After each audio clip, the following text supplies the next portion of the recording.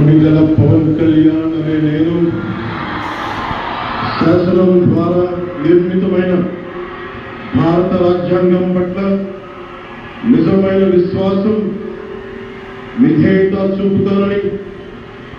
భారతదేశ సార్వభౌమాధికారాన్ని సమగ్రతని కాపాడుతానని ఆంధ్రప్రదేశ్ రాష్ట్ర మంత్రిగా నా కర్తవ్యాలను శ్రద్ధతో అంతఃకరణ శుద్ధితో నిర్వహిస్తానని, భయం గాని పక్షపాతం గాని రాగద్వేషాలు గాని లేకుండా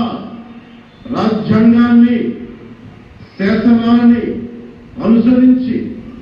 ప్రజలందరికీ న్యాయం చేకూరుస్తానని దైవ సాక్షిగా ప్రమాణం